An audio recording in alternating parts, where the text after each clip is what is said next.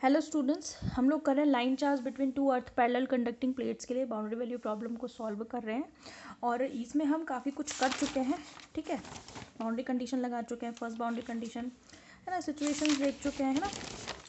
तो इसके बाद हम सारी बाउंड्री कंडीशन अप्लाई कर चुके हैं।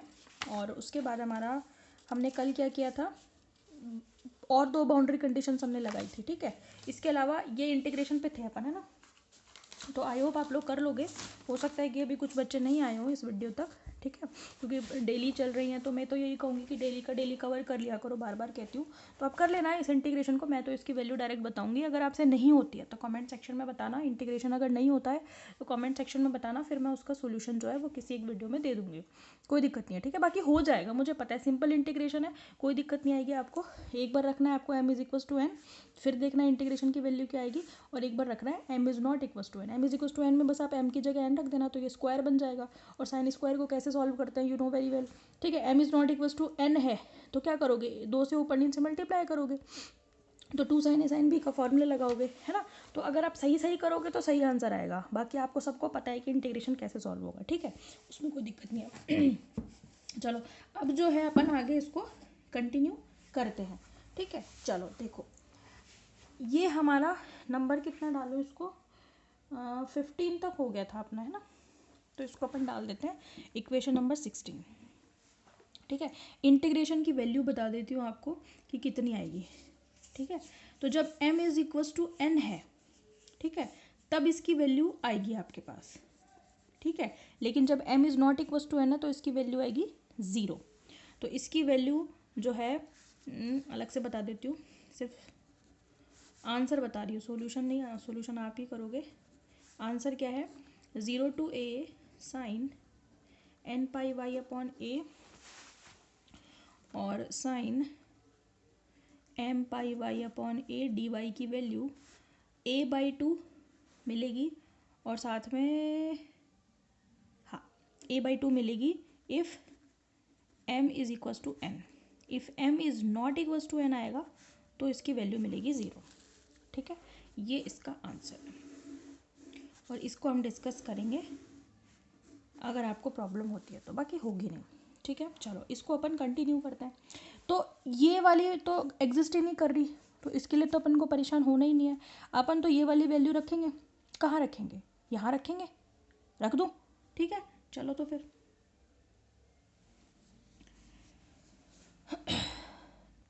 ठीक। अच्छा, इस इंटीग्रेशन की भी बात कर लेते हैं, है ना। ये हो गया अपने पास, इसको अपन यहाँ रख देंगे। ठीक है, इस इंटीग्रेशन की और बात कर लेते हैं। Since q upon epsilon naught को छोड़ दो फिलहाल। ठीक है, इंटीग्रेशन क्या है, sine m pi by a into y delta y minus d. थोड़ा रीअरेंज किया है मैंने ताकि आपको देख के समझ में आए कि इसको कैसे सॉल्व करेंगे। ठीक है, कैसे सॉल्व करोगे, अब आपको कुछ याद आ रहा है, डिराक डेल्टा फंक्शन की प्रॉपर्टी याद आ रही है। और ये प्रॉपर्टी का जिक्र मैंने इस डेरिवेशन के स्टार्टिंग में भी किया था, फंक्शन वाली, याद है आपको। ये डिराक डेल्टा फंक्शन किस पर डिफाइन है, y is equals to d पर डिफाइन है। तो वो वैल्यू किस में आ जाती है, फंक्शन में आ जाती है। यहाँ पे फंक्शन वाला काम कौन कर रहा है, ये साइन फंक्शन ही तो है, ट्रिग्नोमेट्रिक फंक्शन ही तो है ये। तो जो y है उसकी जगह पर d आपको यहाँ पे पुट करना है, that is the value of this integration. ठीक है, अच्छा, इसमें कंफ्यूज मत होना कि मैडम वहाँ तो लिमिट माइनस इन्फिनिटी से इन्फिनिटी। अरे भाई, माइनस इन्फिनिटी से इन्फिनिटी कुछ होता है क्या, ना तो माइनस इन्फिनिटी कुछ होता है ना प्लस इन्फिनिटी कुछ, दोनों ही एग्जिस्ट नहीं करते। वो सिर्फ इंडिकेशन है, दैट इंडिकेट्स दैट लिमिट जो होगी आपकी दी गई सिचुएशन की फाइनल टू इनिशियल या इनिशियल टू फाइनल होगी। जो भी आपकी सिचुएशन है उसकी फर्स्ट कंडीशन से लास्ट कंडीशन तक की होगी। अब मैंने जो कंडीशन ली है पैरेलल प्लेट की, वो 0 टू a के बीच में है। समझ में आ रही बात, तो माइनस इन्फिनिटी प्लस इन्फिनिटी कुछ नहीं होता। समझ में आ गया, that is the indication of final and initial position. ठीक है, तो 0 टू a, तो यहाँ पे इसकी वैल्यू पता है कितनी आ जाएगी, आ जाएगी sine m pi by a into d, क्योंकि y की जगह पर आपको क्या रखना है, d रखना है। समझ में आ गई बात। तो एक तरीके से इसको अपन डालेंगे 17 और इसको डालेंगे अपन 18। 17 18 को कहाँ रखेंगे अपन, 16 में। Put 17 and 18 into 16। अच्छा, एक बात और, एग्ज़ाम में आप डायरेक्ट लिख सकते हो ये वाली चीज़ जो मैंने लिखी है यहाँ पे, एग्जाम में आप सीधे सीधे अप्लाई कर सकते हो। एग्जाम में आपको इंटीग्रेशन करके दिखाने की ज़रूरत नहीं है। हाँ, ये तो आप दिखाओगे, ये तो एक ही लाइन का है, इसमें ऐसे पूरा इंटीग्रेशन दिखाने की ज़रूरत आपको नहीं है। ठीक है, लेकिन आना चाहिए। अगर आपसे सेकेंड ईयर में आकर ये इंटीग्रेशन नहीं हो रहा है तो भाई बहुत अच्छी बात नहीं है फिर ये, ठीक है। फिर आपको सोचना पड़ेगा, इंटीग्रेशन पे वापस जाना पड़ेगा, अपने कंसेप्ट क्लियर करने पड़ेंगे। समझ में आ रही है बात? ठीक है, चलो 17 18 को रख देते हैं यहाँ पे। तो मेरे पास Q अपॉन एप्सिलॉन नॉट तो बाहर है, और इस इंटीग्रेशन की वैल्यू कितनी हो गई है इस पूरे की, कितनी वैल्यू हो गई, साइन एम पाई डी अपॉन ए। ठीक है, यहाँ पे क्या रखना है आपको, 2n पाई अपॉन ए, समेशन तो है ही आपका 2n पाई अपॉन ए और ए एन, ये तो चल ही रहा है। ठीक है, इस इंटीग्रेशन की वैल्यू कब आती है, जब आपने m बराबर n रखा है, या यूँ कह लो n बराबर m रखा है। तो जहाँ जहाँ n है वहाँ वहाँ m रख दूँ, कोई दिक्कत थोड़ी है, जहाँ जहाँ n है वहाँ वहाँ m रख दूँ, और इनसे इस इंटीग्रेशन की वैल्यू कितनी हो गई, a/2। समझ में आ गई बात आप सभी को? ठीक है, अब देखो, अब आ जाओ अपने यहाँ पे, मुझे किसकी वैल्यू चाहिए, ए एम की, क्योंकि ए एम कह लो या ए एन कह लो, क्योंकि m बराबर n के लिए हमने ये पूरी सिचुएशन लिखी है। ठीक है, यहाँ तो कोई रोल नहीं है एम एन का, यूँ समझ लो कि यहाँ m था इसलिए मैंने यहाँ भी m कर दिया, बाकी आप n भी लिख सकते हो। तो वैल्यू किसकी आएगी आपके पास, ए एन की, और ए एन की वैल्यू बी एन के बराबर है। सिर्फ एक इकलौता कांस्टेंट यही बचे थे हमारे पास, बाकी सब हम निकाल चुके हैं कौन कितना होगा।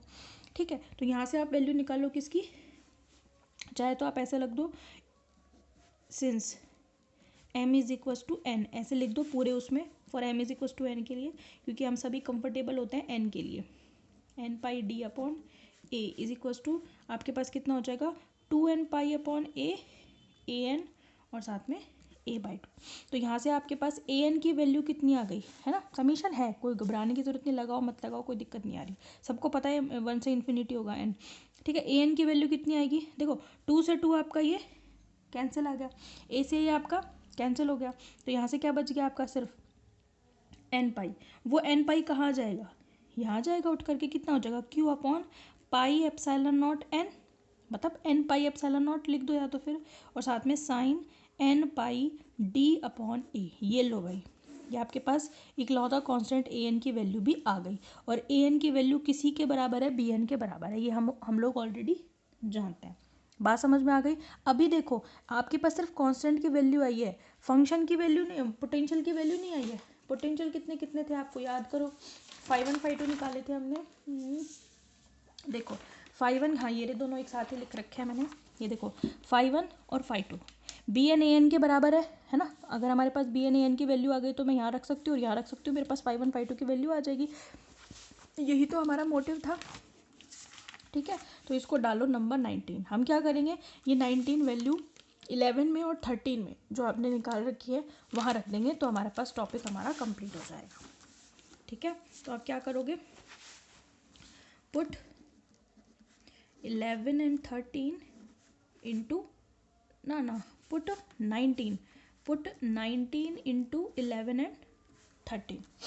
ठीक है, तो आपके पास क्या आ जाएगा, देयरफॉर 5 1 इज इक्वस टू, देखो ना यहाँ रखो, summation n is equals to 1 to infinity, क्या वैल्यू है इसकी, बी एन ए एन के बराबर है, b n by a n के बराबर है।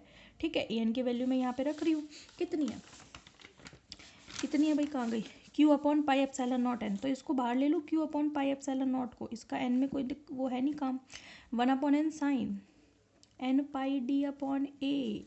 ठीक है, e की पावर यहाँ लिख दूँ माइनस एन पाई एक्स अपॉन ए। ठीक है, ताकि साइन साइन साथ में हो जाएंगे, इसलिए ये आ गया आपके पास equation number 20। This is the solution. 5 2 कितना आ गया, Q upon pi epsilon not summation n is equals to 1 to infinity e की पावर, एक मिनट, इसमें पॉजिटिव था ना 5 1 वाले में, तो अच्छा पॉजिटिव, इसमें क्या आएगा, e की पावर माइनस एन पाई एक्स अपॉन ए, 5 2 में रख रही हूँ। ठीक है, और नीचे कितना n साइन एन पाई डी अपॉन ए साइन एन पाई वाई अपॉन ए। बस इतना सा फ़र्क है दोनों में कि यहाँ पर प्लस में एन पाई एक्स अपॉन है और यहाँ पे माइनस में, बस ये 21। तो ये आपके पास ये टॉपिक आपका कंप्लीट होता है इस सॉल्यूशन के साथ। ठीक है, तो देखो कितने पेजेस का हो गया है भाई, मैं गिन के बताती हूँ, ज़्यादा नहीं है, मेरे तो 6 6.5 पेजेस ही भरे हैं। ठीक है, तो ये आपका टॉपिक पूरा हो गया है। ठीक है, आता है भाई, ऐसा मत समझना बहुत बड़ा है तो आता नहीं है। तो आपका कंप्लीट हो गया। अब हम शुरू कर रहे हैं 3 डायमेंशन लाप्लास इक्वेशन। 2 डायमेंशन के लिए कर लिया, 2 डायमेंशन की बाउंड्री वैल्यू प्रॉब्लम भी सॉल्व कर लिया हमने, ठीक है। अब हम कर रहे हैं 3 डायमेंशन 3D कार्टेशियन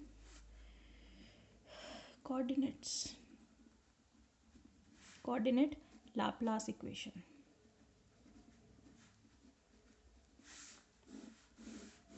ठीक है, 3D Cartesian coordinate Laplace equation, या हम कह सकते हैं त्रिविमीय निर्देशांकों में लाप्लास समीकरण। ठीक है, अब हमें कोई दिक्कत थोड़ी है 3D लाप्लास इक्वेशन बताने में, हमें तो पता है डेल्टा टू फाइव में, अब की पहले हमने 2 लिखे थे, अब 3 लिख देंगे। Delta 2 by del x square 5 plus delta 2 5 by del y square और delta 2 5 by del z square, ये हो जाएगी, है ना। इज इक्वल टू 0 भी आएगा भाई, ठीक है। जब तक आप 0 नहीं लगाते हो लाप्लास इक्वेशन नहीं होती है कंप्लीट, ठीक है। अब की बार क्या करोगे, वही method of separation of variable लगाएंगे, लेकिन अब की बार जो फाई है ना, फाई वो क्या होगा, 3 का फंक्शन होगा। फाई जो है वो 3 वेरिएबल्स का फंक्शन होगा। पार्शल तो है अभी भी, लेकिन वहाँ 2 का था, यहाँ पे 3 का होगा, है ना। तो फाई जो है उसको कैसे तोड़ेंगे, 3 फंक्शंस में तोड़ लेंगे। जो x है वो कैपिटल X केवल x पर डिपेंड कर रहा है, कैपिटल Y केवल Y पर, और ये वाला फंक्शन z केवल z पर डिपेंड कर रहा है, ठीक है। पूरी procedure method of separation of variable को आप क्या करोगे, अप्लाई। मैं शॉर्ट में कर रही हूँ, आप चाहो आप डिटेल में कर सकते हो, ठीक है। ये इक्वेशन 1 हो गई, ये इक्वेशन 2 हो गई। 2 को आप किस में रखोगे, 1 में रखोगे, तो डेल्टा 2 फाई आपको क्या मिलती है, आपको delta 2 by del x square यहाँ पे रखोगे, है ना। पूरे को रखोगे x x y y z z, तो आप क्या करोगे, देखो एक्स वाले में तो एक्स ही काम आएगा, y y z z, y y z z जो है वो बाहर हो जाएंगे। इधर क्या होगा, एक्स एक्स और जेड जेड बाहर हो जाएंगे, और delta 2 y by del y square, और यहाँ पे जो है एक्स एक्स और वाई वाई बाहर हो जाएंगे, और डेल्टा 2 यहाँ पे क्या है, हाँ वाई है, delta 2 z by del z square हो जाएगा, ठीक है। ये y का फंक्शन है और ये यहाँ पे z का फंक्शन है, इज इक्वल टू 0। जब आप सॉल्व करोगे भाई, पूरी इक्वेशन को किससे डिवाइड करोगे, इक्वेशन 2 से डिवाइड करोगे, देन यू विल गेट, ये 3 हो गई, 3 को आपको डिवाइड करना है 2 से, then we will get what, we will get x double dash upon x plus y double dash upon y plus z double dash upon z is equal to 0। हमने भाई ये 2 तक का तो कर ही रखा है ना, आपको क्या करना है, इस पूरी इक्वेशन को डिवाइड करना है इससे, ठीक है। इस वाली इक्वेशन को 2 से डिवाइड करना है, उससे क्या होगा, y y z z cut जाएंगे तो 1 अपॉन एक्स आएगा, तो 1 अपॉन एक्स तो यहाँ भी है, और जो delta 2 x by del x square उसको मैंने एक्स डबल डैश लिख दिया। वो तो पता है ना आपको, डबल डैश का मतलब है एक्स का स्मॉल एक्स के रेस्पेक्ट में 2 बार डिफ्रेंशिएशन, ये स्मॉल है, ठीक है।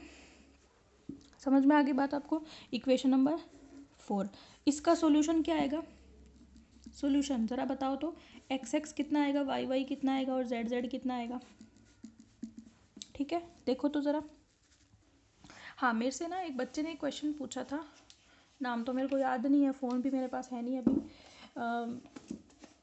उसने ये कहा था कि मैडम वो सॉल्यूशन जो अपन ने निकलवाए थे वो ई की पावर में निकलवाया था एक तो, और एक साइन में निकलवाया था, है ना। सॉल्यूशन तो दोनों सही है, जैसे मैंने पिछली बार जब एक्स के और वाई के सॉल्यूशन निकलवाए थे, तो एक तो निकलवाया था मैंने एक्सपोनेंशियल की पावर में, जैसे रियल थे तो एक्सपोनेंशियल की पावर में रियल आपने रूट्स लिखे थे, तो उसको आपने लिखा था हाइपरबोलिक की फॉर्म में लिखा था, राइट, साइन हाइपरबोलिक और कॉस। और जहाँ इमेजिनरी आए थे ई की पावर आयोटा की फॉर्म में आए थे, उनको अपन ने साइन और कॉस की फॉर्म में लिखा था। तो दोनों ही सही है, लेकिन हमारी जो रिक्वायरमेंट है ना इसके हिसाब से, जो हमारा डेरिवेशन चल रहा है उसके हिसाब से, तो उसको अपन साइन हाइपरबोलिक और कॉस हाइपरबोलिक में लेकर चलते हैं, मतलब साइन और कॉस की फॉर्म में लेकर चलते हैं, चाहे वो हाइपरबोलिक हो चाहे विदाउट हाइपरबोलिक हो, ठीक है। और एक्सपोनेंशियल वाले भी ले सकते हैं, बाकी सोल्यूशन में मेरे को नहीं पता किस तरीके की दिक्कतें आएंगी, मैंने किया नहीं कभी, ठीक है। तो आप लोग करके देख लेना अगर आपको इंटरेस्ट है तो, ठीक है। मेरे से डिस्कस कर लेना कभी मिलेंगे तो, या फिर मेरे को पिक भेज देना करके, ठीक है। तो मेरे को भी नहीं पता कि एक्सपोनेंशियल से करेंगे तो क्या दिक्कत आएगी, लेकिन करते इसी से ही है, साइन से और कॉस से, ये किया हुआ है अपन, तो उसी प्रोसीजर से चलेंगे, ठीक है। बाकी करके देख लेना, कोई दिक्कत नहीं है, बाकी होगा नहीं कर लेना, क्योंकि दिक्कत इतने बड़े डेरिवेशन को हमने किया हुआ है इतनी सारी क्रिटिकलिटी के साथ, तो बाकी देख लेना, आप कर लेना, आपकी मर्जी है। चलो x x y y z z, ठीक है। सॉल्यूशन क्या आएंगे, ठीक है। सॉल्यूशन देखो आप आप क्या करोगे यहाँ पे, ये वाली जो टर्म है वो केवल x का फंक्शन है, ये वाली टर्म केवल y का, और ये वाली केवल z का फंक्शन है। तो आप क्या करोगे, इसको जो ये x double dash upon x है ना। अच्छा, सॉल्यूशन मैं बाद में लिखूंगी, पहले अपन इनको किसी कांस्टेंट के तो बराबर मान ले, क्योंकि उसमें भी बताना ज़रूरी है, आपको नहीं होगा। x double dash upon x को, y double dash upon y को, और z डबल डैश, अब मैं वो लाइन नहीं लिखवाऊंगी कि ये किसका फंक्शन है, केवल x का ही, y का, z का, आप लिख सकते हो, ठीक है।